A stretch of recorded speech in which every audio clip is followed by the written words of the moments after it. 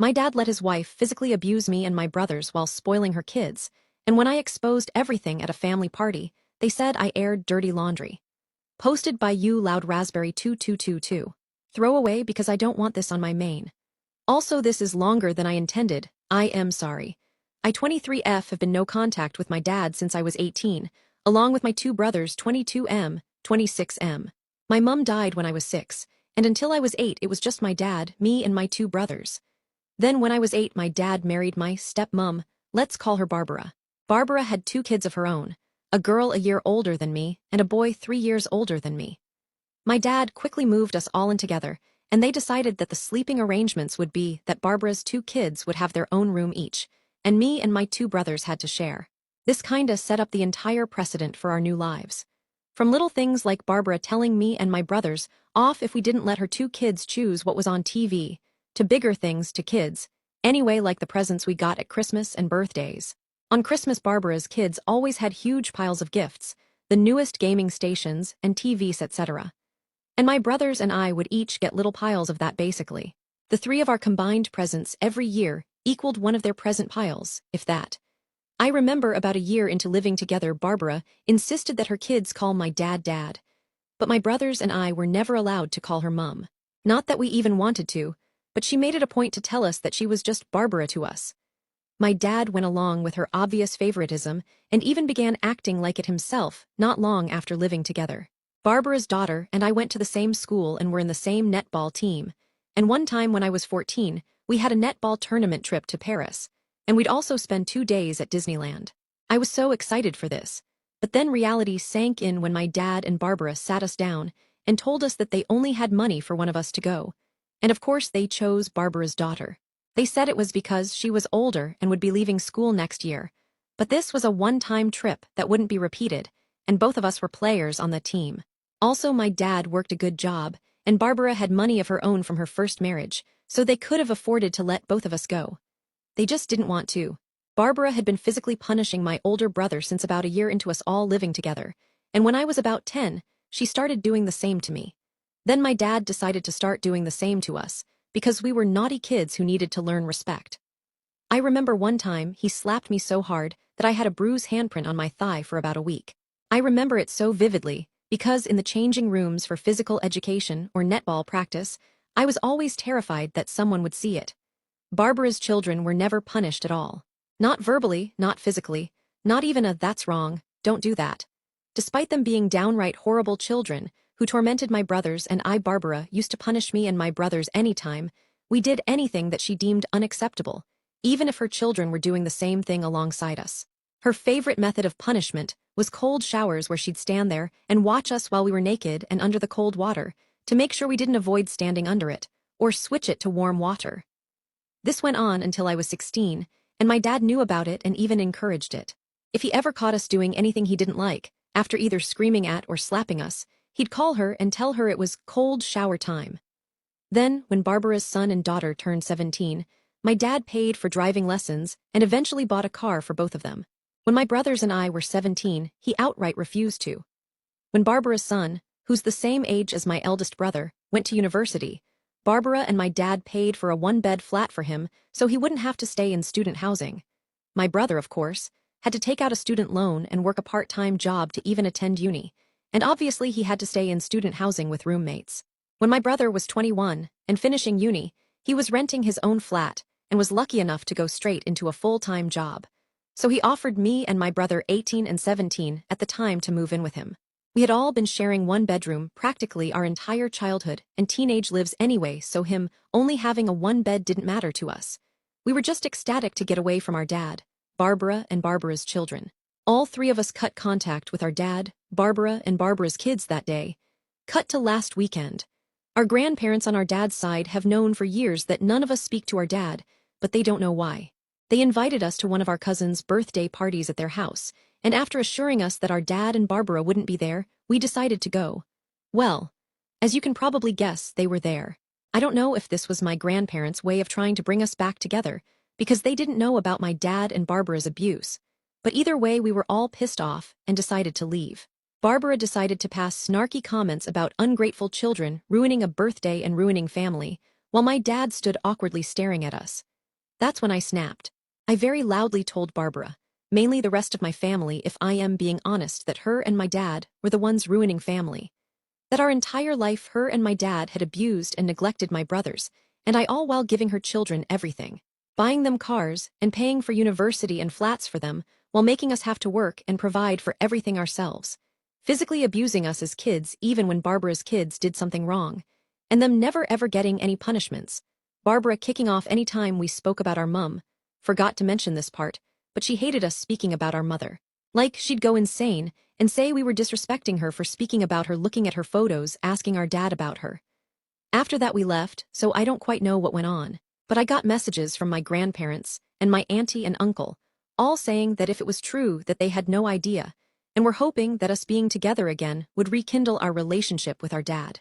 But that I shouldn't have said all that in front of the entire family, and that I should have handled it privately with my dad and Barbara. I don't think I was in the wrong for saying what I did, in front of who I did, and neither do my brothers, but other family members clearly think I am. So, Reddit, am I the asshole for telling my dad's side of the family why I went no contact with him? Relevant comments. Op responds on how Barbara hates when Op mum is mentioned, and Op father's relationship with Barbara's kids. Op response. Also, Barbara hated it anytime me or my brothers spoke about our mum, looked at her pictures, and asked my dad about her. Like, she'd go batshit crazy if she even overheard us in our room talking about her. My older brother was 9 when she died, so used to tell us what he remembered of her. Even my dad didn't like it. They used to shout at us for being disrespectful to Barbara, for talking about our dead mum. Literal insanity. And Barbara's kids were encouraged to call my dad, Dad, within like a year of us all living together. But Barbara was very insistent that my brothers and I were to never call her anything, but Barbara, not that we wanted to, but girl, chill out. Op on feeling like an asshole when going insane with how her family has reacted to the abuse. Op response. I literally feel like I'm going insane with how my family are acting about the entire situation.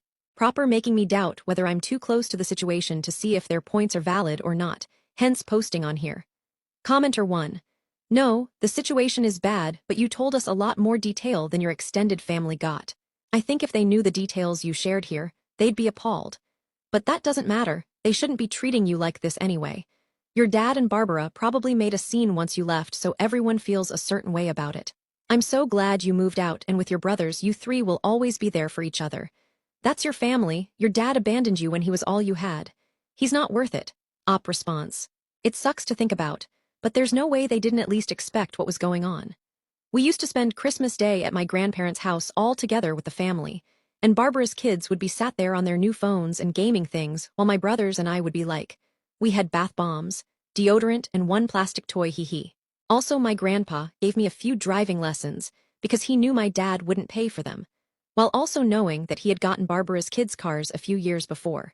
Before last weekend, I had given them the benefit of the doubt, but it wasn't exactly as if any of us hid their abuse and neglect, you know. Like, yes, we weren't screaming it from the rooftops, but as adults who saw us semi-regularly, it would have been hard for them not to have noticed. Especially my oldest brother, who suffered the most physical abuse and had bruises and scratches to show for it. Commenter 2. Not the Ada. Your grandparents, aunt, and uncle shouldn't have tricked you into seeing your dad and his wife, and they were way out of line, implying what you said might not be true, and telling you shouldn't have brought it up. They were wrong, you were right. Op response. I think that's what I'm the most angry about.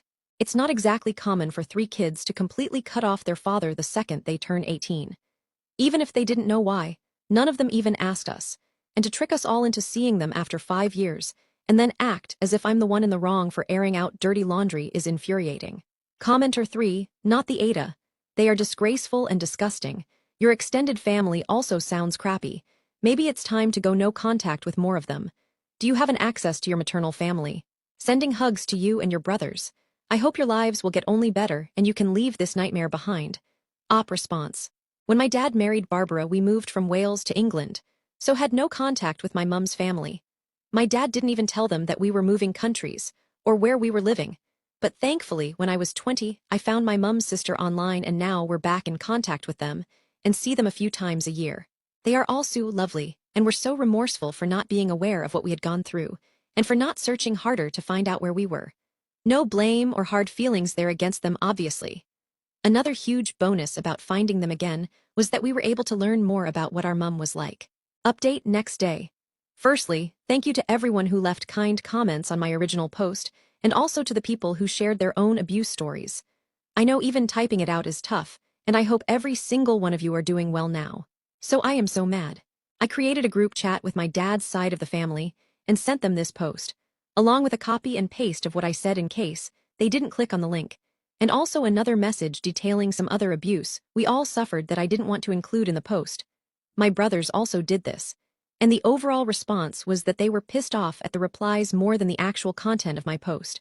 My auntie's first response to seeing the post was, "Why are you posting family drama online for strangers to butt in and call us arseholes when none of them know us? Not, oh my god, you were abused. Just, how dare these people on the internet think I'm a shitty person." She also went off on me a bit because she saw some of my replies. One of them about how I now suspected they all knew all along, and had the fucking audacity to say, "You were always clothed, fed, and had a roof over your head." As if that makes all the abuse and neglect okay. And even those stupid points had conditions for the three of us. My gran said she didn't think it was as bad as that, basically admitting that she knew it was at least somewhat bad, and did all about it. She also suggested that we all sit down with my dad and talk, that your dad's a well-meaning man.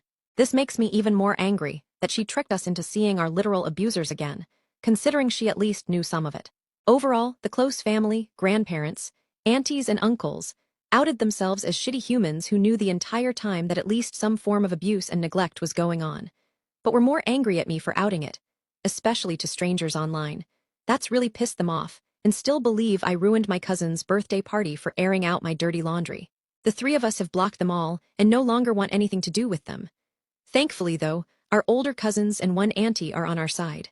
My auntie said she's disgusted at my dad, along with her other siblings, auntie and uncle, after finding out that they knew or at least suspected something was wrong with our childhoods, and their responses to me sending the post, and has since apologized to my brothers and I for the way we grew up. I really hope she's sincere and actually had no idea.